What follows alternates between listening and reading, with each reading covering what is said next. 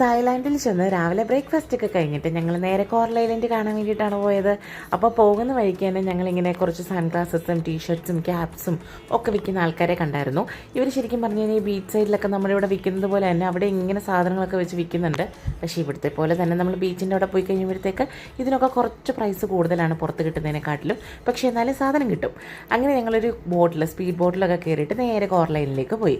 പോകുന്ന വഴിക്ക് ഒരു അഡ്വഞ്ചർ ആക്ടിവിറ്റി ഒക്കെ ചെയ്യാൻ വേണ്ടിയിട്ട് ഒരു സ്ഥലത്ത് ഇവിടെ നിർത്തിയിടുവേ.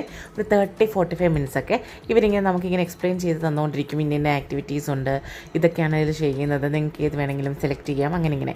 അപ്പോൾ ഇഷ്ടപ്പെട്ട് കഴിഞ്ഞാൽ നമുക്ക് പാരാഗ്ലൈഡിങ്ങോ അല്ലെങ്കിൽ വാട്ടർ ആക്ടിവിറ്റിയോ എന്ത് വേണമെങ്കിലും അവിടെ ചെയ്യാം. എന്നിട്ട് നേരെ നമുക്ക് കോറൽ ഐലൻഡിലെത്തും. ഐലൻഡിലെത്തുമ്പോൾ അത് കാണാൻ ഭയങ്കര ബ്യൂട്ടിഫുള്ളാണ് കേട്ടോ. ഇവിടെ എത്തിയപ്പോൾ എനിക്ക് ആദ്യം തോന്നിയത് എൻ്റെ ദൈവം ഇത്രയും ആൾക്കാരുണ്ടോ ഇവിടെ, കാരണം ഇഷ്ടം പോലെ മനുഷ്യരാന്നേ, ഇവിടെ ടൂറിസ്റ്റുകളേ ഉള്ളൂ. അപ്പം എനിക്കവിടെ ഏറ്റവും ഇഷ്ടപ്പെട്ടത് അവരുടെ കരിക്ക് ഇഷ്ടപ്പെട്ടായിരുന്നു. കാരണം ഇവിടെ തന്നെ കുറച്ചുകൂടെ മധുരവും അതുപോലെ തണുപ്പിച്ചൊക്കെ തരുന്നൊരു കരിക്കാണ്. കുറച്ച് ഡിഫറെൻ്റ് ആയിട്ട് എനിക്ക് തോന്നി. നിങ്ങൾ എപ്പോഴും തായ്ലാൻഡിൽ പോയി കഴിഞ്ഞാൽ ഒരു തവണയെങ്കിലും അവിടുത്തെ കരിക്കൊന്ന് ട്രൈ ചെയ്ത് നോക്കണം. അങ്ങനെ ഞങ്ങൾ കോറൽ ഐലൻഡൊക്കെ എക്സ്പ്ലോർ ചെയ്തിട്ട് ഉച്ചയായപ്പോഴത്തേക്ക് തിരിച്ചു പോയി. എൻ്റെ വീഡിയോ ഇഷ്ടപ്പെടുന്നുണ്ടെങ്കിൽ സബ്സ്ക്രൈബ് ചെയ്യാൻ